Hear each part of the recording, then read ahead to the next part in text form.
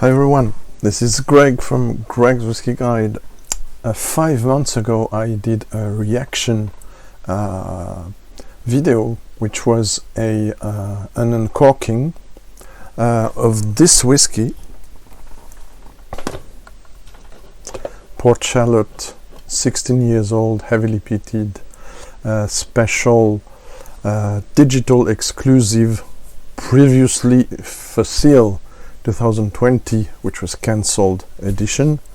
A special 3,000 bottles release, available only through a ballot at first. Maybe now there's others ways to get it, but first available on a ballot and then to be purchased at around 150. Final price with taxes £165, and I don't even mention the French final price, which is way more high, taxes and shipping and bank taxes wise.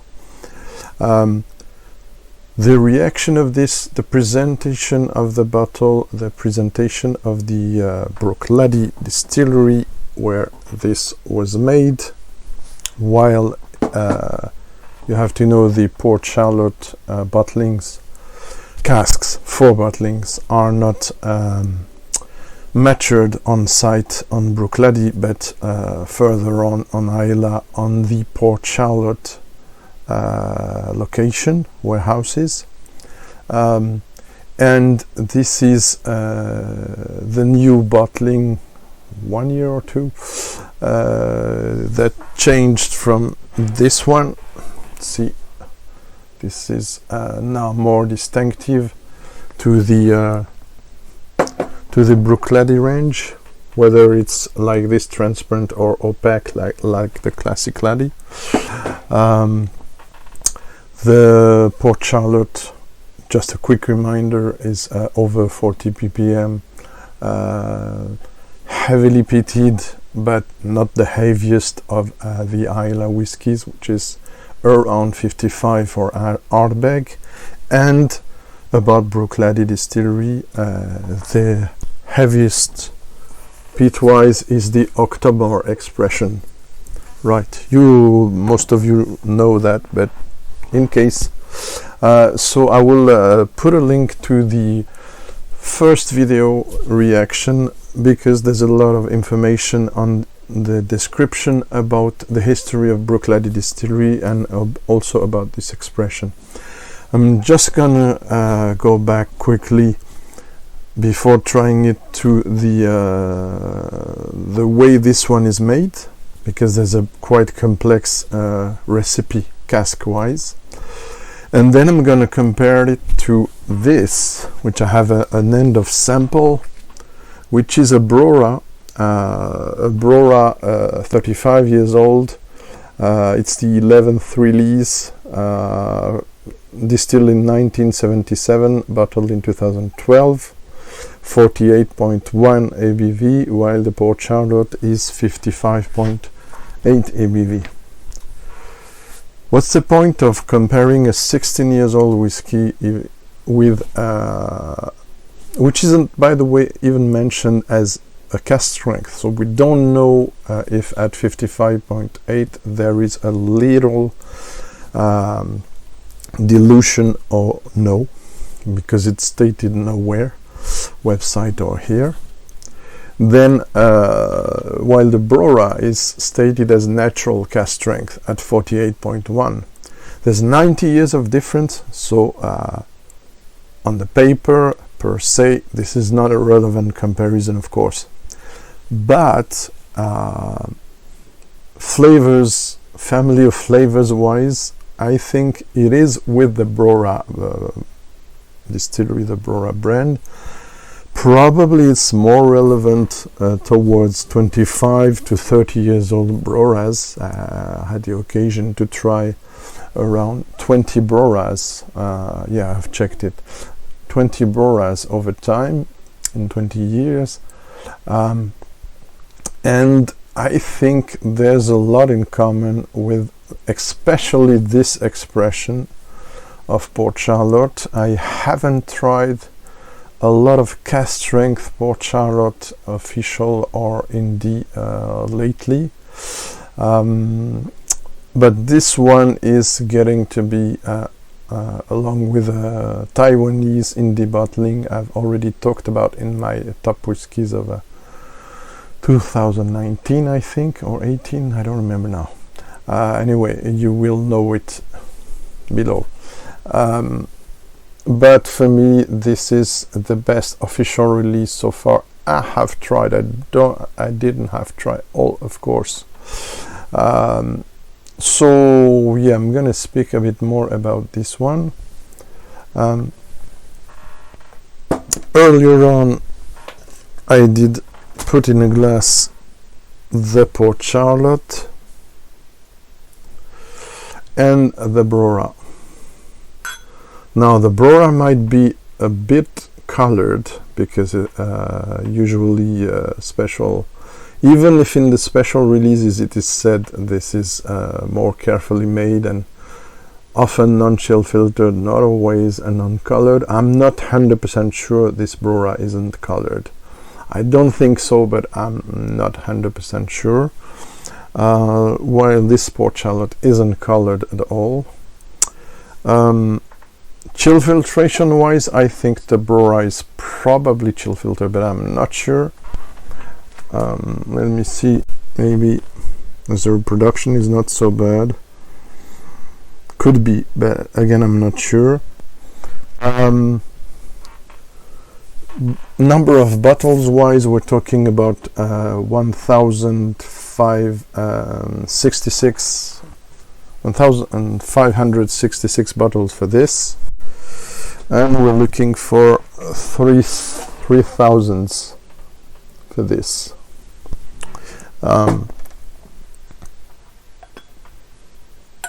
Now the interest of trying this, I've been trying, it will be the third or fourth time for the Port Charlotte, so it may probably evolve again. It is not definitive, super definitive tasting of it, but it will be a confirmed note after three or four pours. I consider I can give a confirmed note. Also, why I'm doing this now, because I was afraid, and I hope it's not too late, this wee sample of the BRORA isn't degraded, because it was I left the half. I tried it for first and I noted down my notes, and then I let it a bit too much time with some air. So I really hope, let me see on the nose. Ooh, no, it's not, doesn't seem to be bad.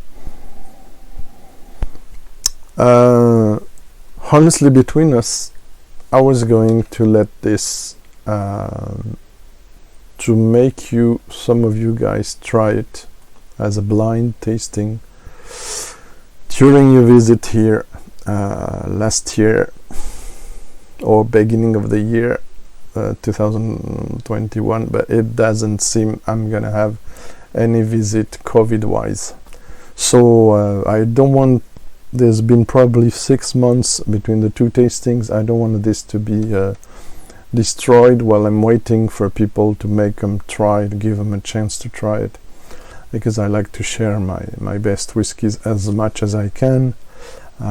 This was given to me by a friend for my birthday not last year, a few years ago. I did wait a bit before opening it. I have a few exceptional samples that from time to time I open, and from time to time as well I pour to some friends, because we have to pass on what we have as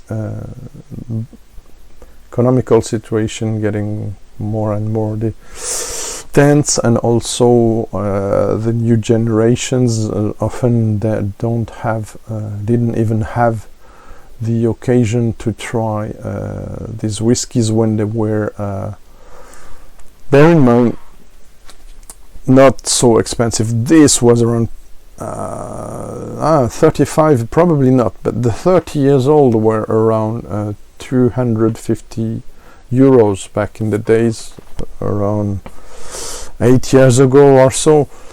While this one is from 2012, but I looked at, for instance, Whisky Exchange, and Whisky Exchange you have to pay £1,850 for this 35 years old BRORA. Okay, enough of talking, rambling, presenting. Excuse me. So I'm gonna jump into the first Port Charlotte nose. Quickly, very quickly, the Port Charlotte and the BRORA, and then start by the Port Charlotte. Maybe we'll see more in details. So now, if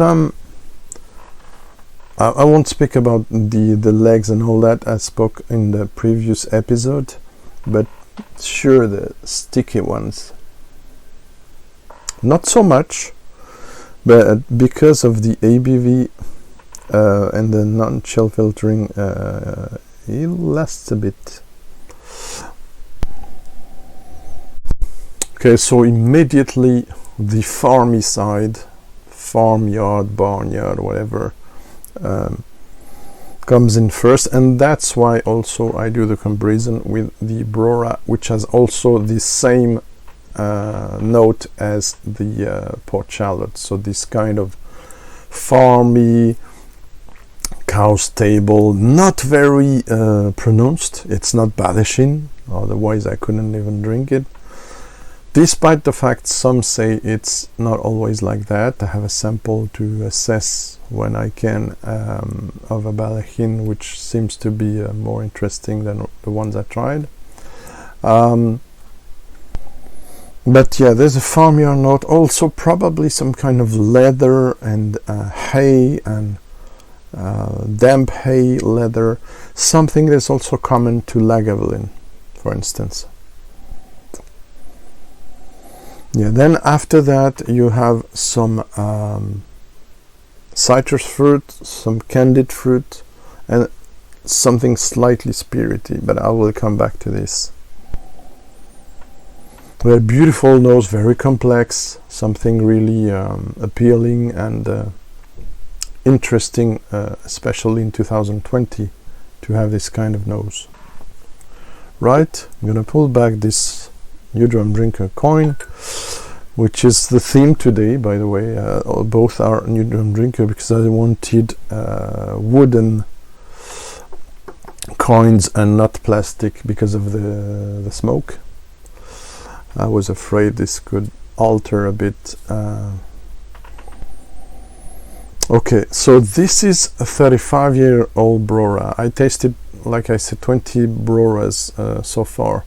The profile can be not super very different, but can be less marked by the farmyard notes.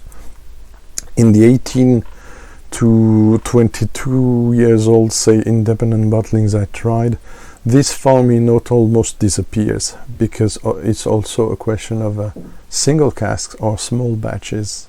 Most of the time single casks. So we are now into this one, is a very small batch, but it has to have the trademark, the style of BRORA, so it's not the same as single cask. Small batch as well, so this is an interesting point, common point.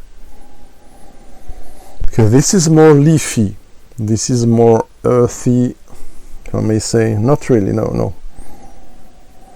Yeah, leafy, tea-ish, over-infused tea. Still some organic feeling on the two. There would be more in a 30 years old cask strength, but I don't have one. I had a sample a while ago.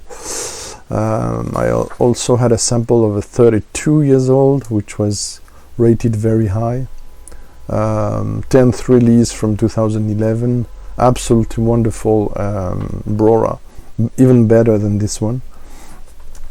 97.5 out of 100, while this one had 94.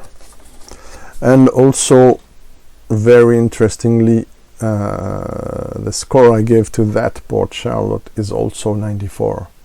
So that's why I wanted to revisit the two together. Okay, let's not be too long. So yeah, gentle oak,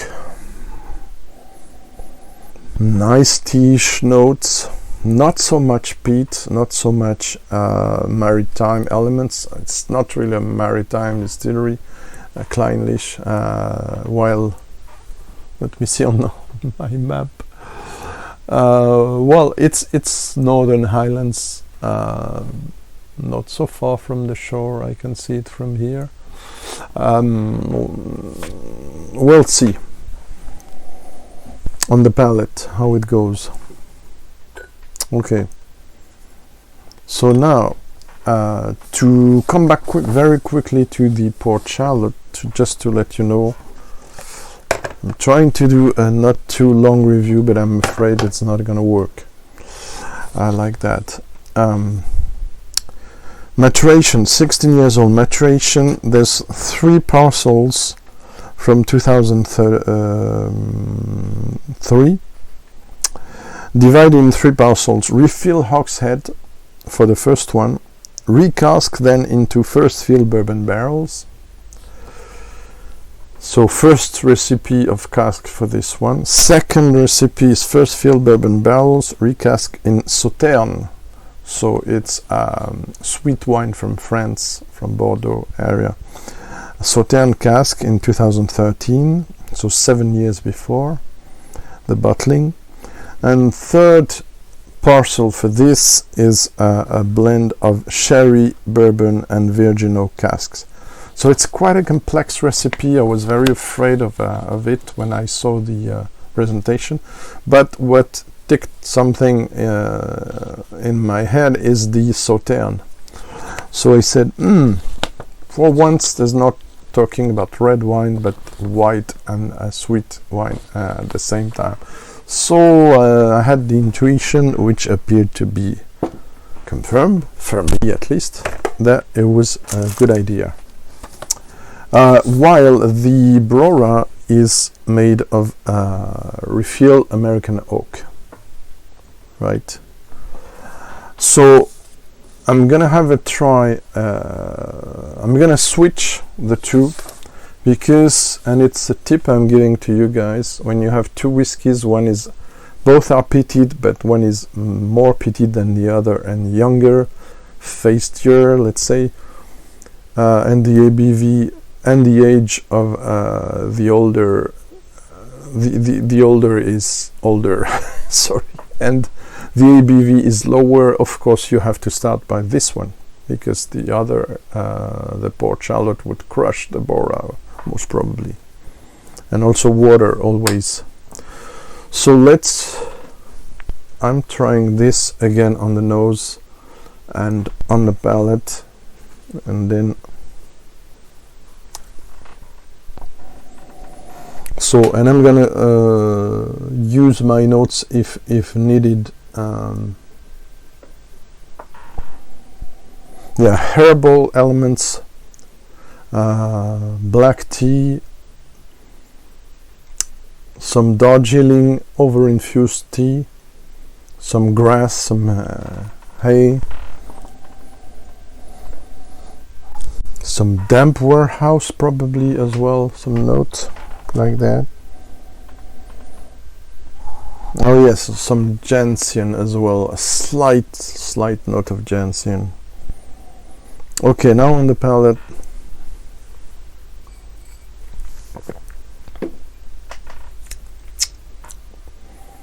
I got already 20 minutes, so almost. Sorry guys.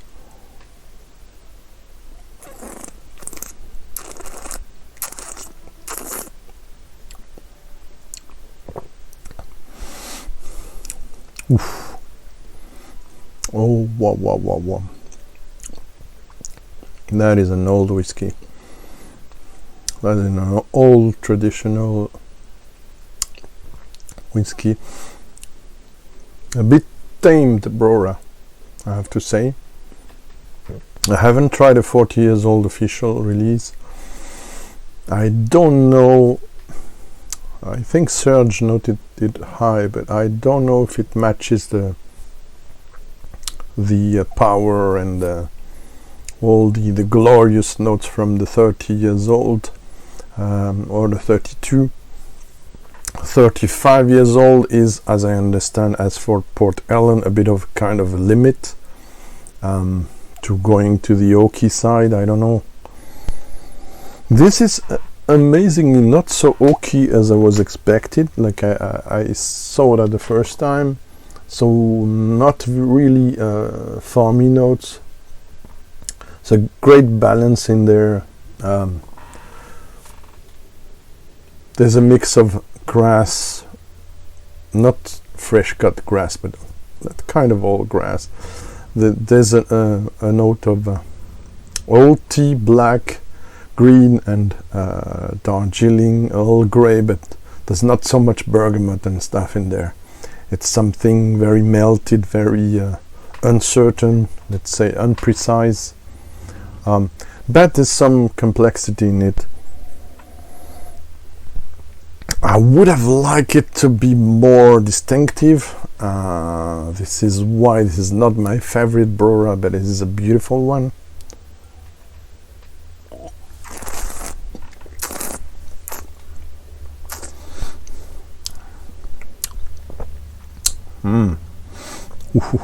Yeah, it's beautiful. The flower and some kind of ripe citrus fruit, they're going hand to hand. The peat is very, very subdued, very tamed, just a slight hint of peat. So yeah, that will not be super relevant, I'm sorry, but there's a connection between those two, at least names and styles. Yeah, beautiful. The leatherish, even some kind of mire is coming back on the finish. Something like again old Lagavulins, 20 to 25 years old Lagavulins. I had the chance to try. We'll let it sit a bit in the glass and try it with some water after. New t-shirt, by the way. I like the pit of my Islay whiskey, the pit of my heart. I found it interesting. Now on to the Port Charlotte, but I will put a timing. Don't worry, so you can switch and go directly to the parts that you think are interesting for you. Lots of notes. I also encourage you to see the video of the reaction about this Port Charlotte. I will put a link below.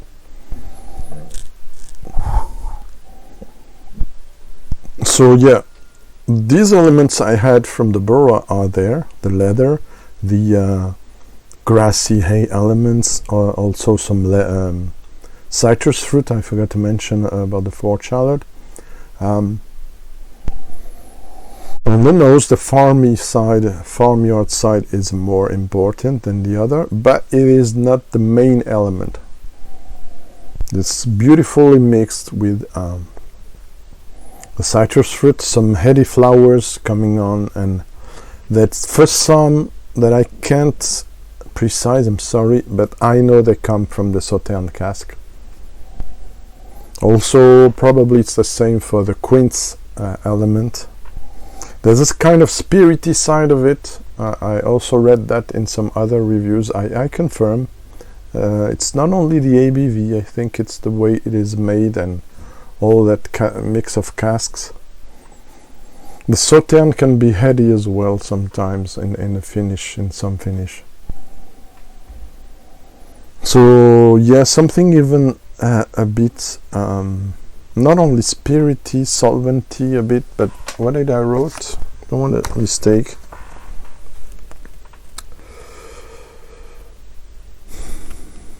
Yeah, some heather and lily of the valley, and some chamomile as well. Okay, now on the palate.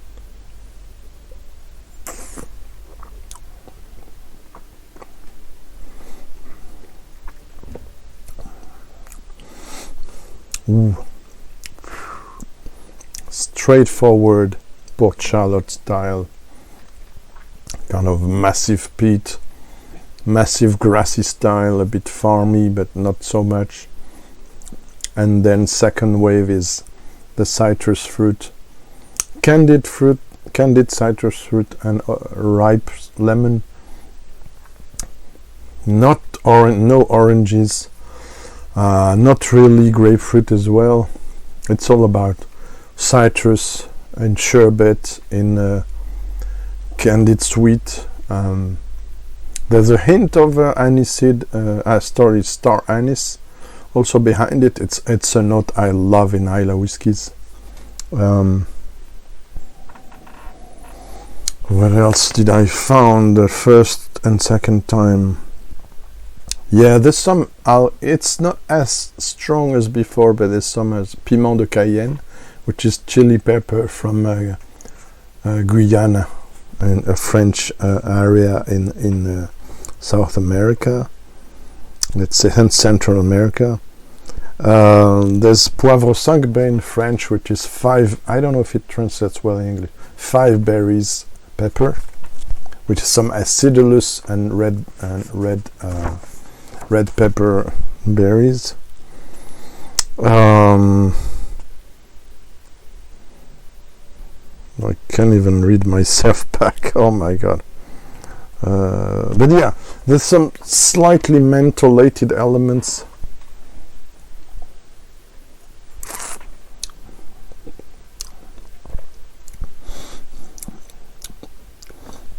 There's some attempts to dry out the whole thing up to the end, but it's contradicted by the Sauternes finish, and probably also the bourbon, First Fill Bourbon barrels. Yeah, that brings on some slightly exotic notes, exotic fruit notes. It's tropical notes, but a very second or third ground for me. This is beautiful. The two whiskies are different.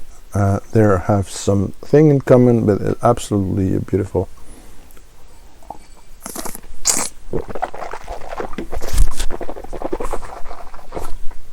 I hope it come across not too strong on the new mic.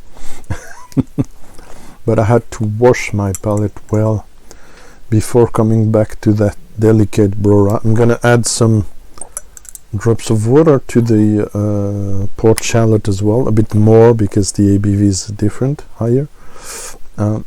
Put back this coin, and there is the BRORA. I don't have any more after that, so it's life. There's some more gentian note that I like less coming up now. Well, there has been a lot of air in there. I'm not gonna change the rating though, and let it to 94, because I know there's more to do with oxidation and kind of degradation going on. It was just, I think, the right time to try it. I did it once with my favorite BRORA and let the sample without putting off the oxygen, but it was very small, and the sample was degraded, and I was very sad about it, so I said no, never again.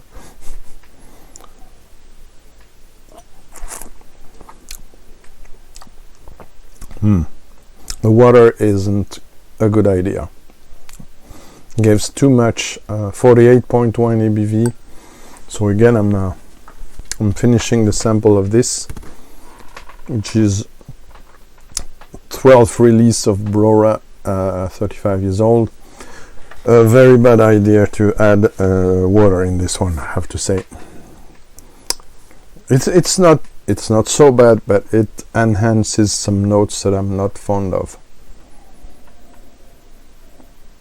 So the gentian, slightly bitter notes are there, and dominating now the other notes, the ripe fruits and the flowers and the leather and the peat, which is almost gone now. Bye bye BRORA, but looking forward, if I'm old enough, for the new BRORA. Who knows? It's a sister. It was a sister. It is again now a sister distillery from Clynelish, for those who don't know. And they wanted a peated Clynelish, and that's why they did this BRORA distillery back in the days. Why Clynelish? Because also there's a 37 years old bottle of Clynelish I had to sell, unfortunately, a few years ago. I had some financial issues. I sold it to a friend, that's why it was not a big deal financially, but I knew it was not going to be flipped after that, but opened. I got a sample from it, maybe I'm going to review someday. I did a review online already on my website, but there's in this Gordon MacPhail Drum Takers 1972 Clynelish, there is some wilderness, some savagery at the beginning, which reminds me of the Port Charlottes. So you see, there's a connection for me, even if it's not the one I should have picked, but I don't have any 30 years old BRORA at all. Port Ellen, yes, but no BRORA.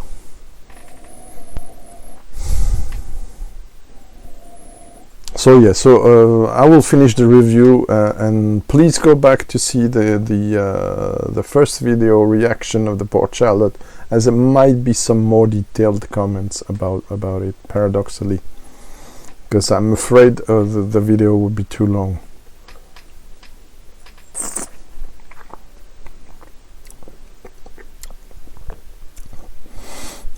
Oh my god, this one reacts very well to water.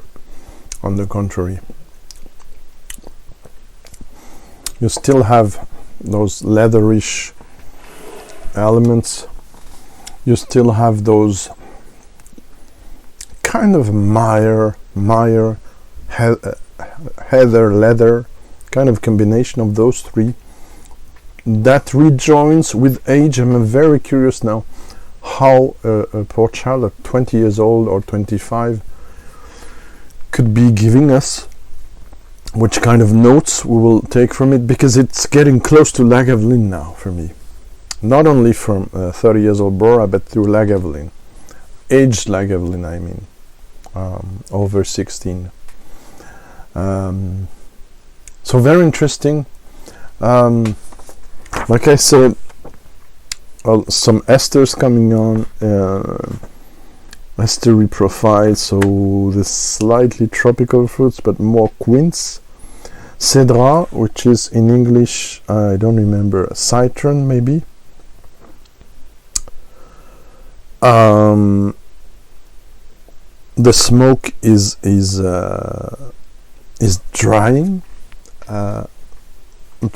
towards the finish, drying the whole thing.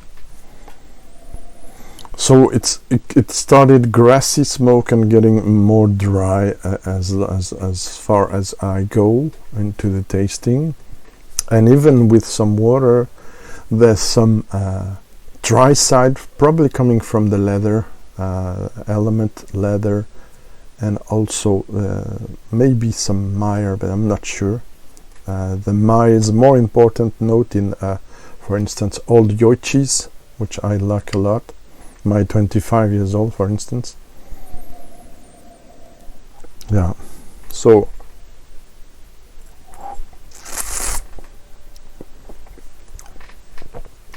beautiful, absolutely beautiful. So shall I change the rating?